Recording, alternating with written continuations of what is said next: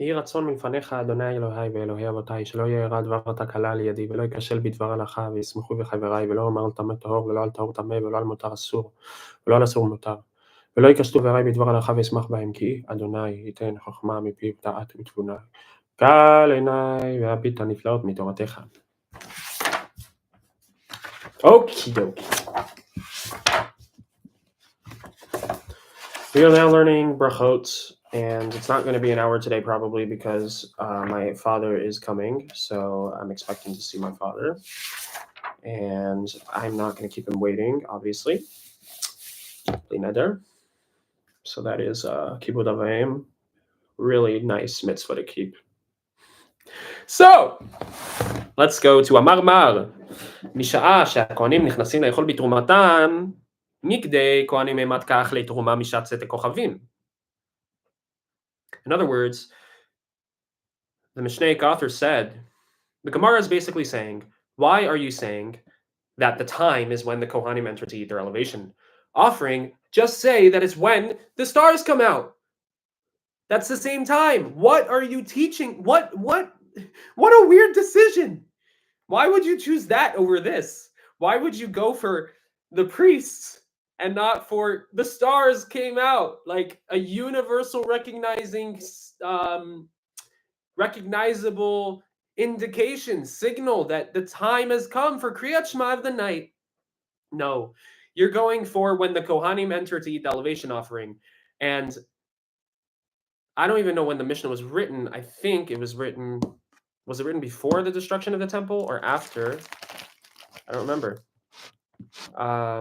But in any event, the point I'm trying to make is like, what the heck? It's such a random comparison. There has to be a good reason for this.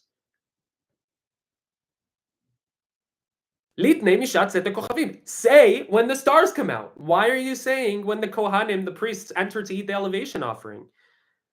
So the answer, Milta agav orche kamashmalan.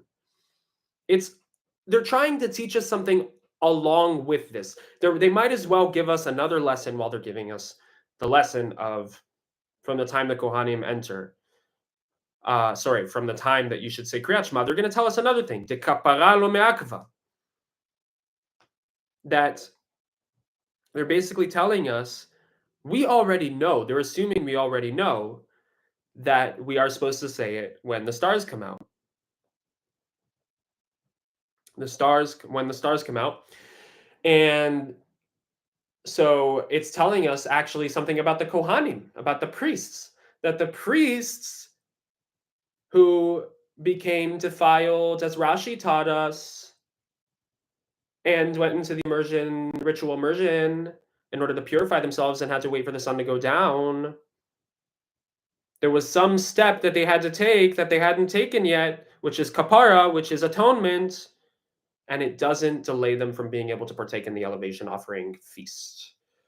That's my understanding from what I used to learn. Let's see what Rashi, I don't want to go to Rashi yet. Let's just stay with that understanding at the moment. The kapara lo me'akva. However,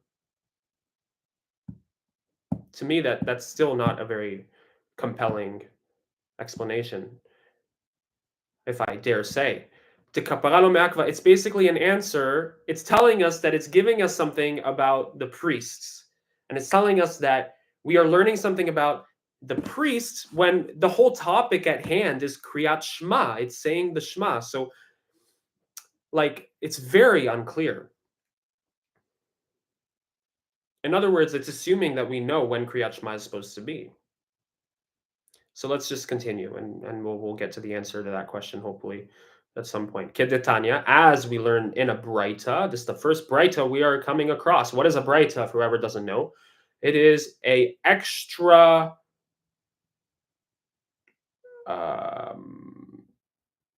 Mishnaic writing. It's from the time of the Mishnah, from the same Tanas, the same rabbis, but I think a different author, and it's not in the Mishnah. It wasn't incorporated into the Mishnah, but we still attribute credence to it because it was written by, it contains the same rabbis and the same of the same era. So we still attribute significance to it. I do believe that if there's a conflict between the Mishnah and the Mishnah wins, but I'm not entirely certain about that. But I'm quite certain that if there's a conflict between a Breita and the statement of an Amora who comes later, the Breita generally wins. So Kedetanya, as we learned in a Breita, Uva Hashemesh v'taher. This is a pasuk. This is a verse. When the sun goes down, you will be purified. The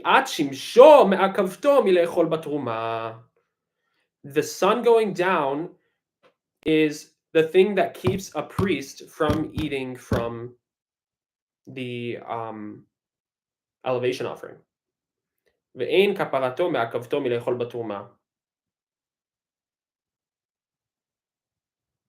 you have to wait for the sun to go down, but the atonement, you don't have to wait. I don't understand this atonement. When do they do this atonement?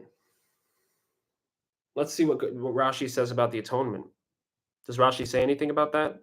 No. Does Tosfot say about that?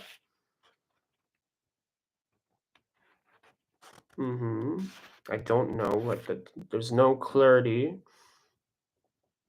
Maybe let's look at the verse.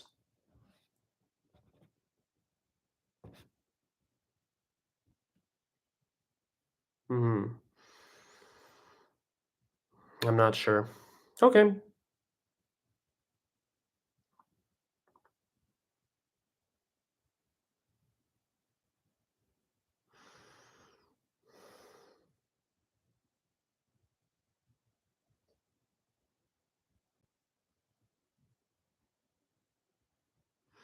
What is this kapara?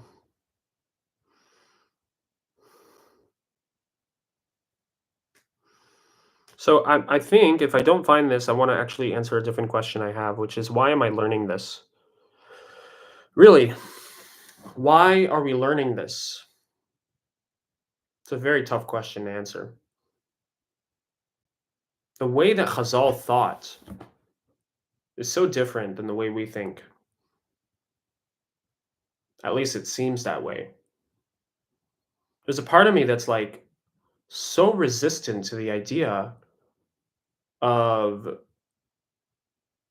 it sees such a disconnect between the temple service and the acts of atonement and all these ritual sacrifices and rituals in general and Kriyat Shema, just speaking to Hashem. There's a disconnect in my mind between speaking to Hashem and doing for Hashem, especially things that are, well, they don't entirely compute, though I believe somatically there's probably a lot of significance for whoever does these things, these rituals.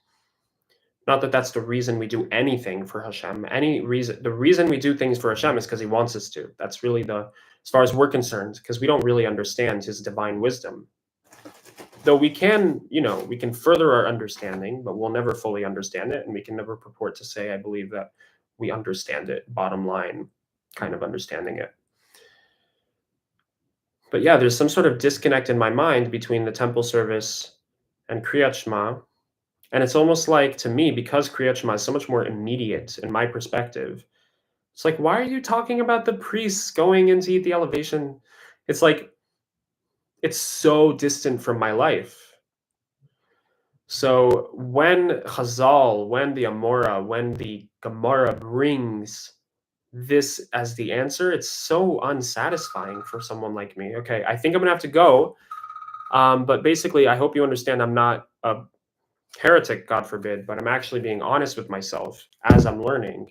It's very important, I think, to be honest as you aspire to be holy, because dishonest holiness is probably the most profane form of holiness there is, which is really just a desecration of Hashem's name. Kanai May we all merit to be honest and holy, honestly holy. God bless everyone. Have a wonderful Shabbat and a wonderful Shvi Shal Pesach, last day of Pesach.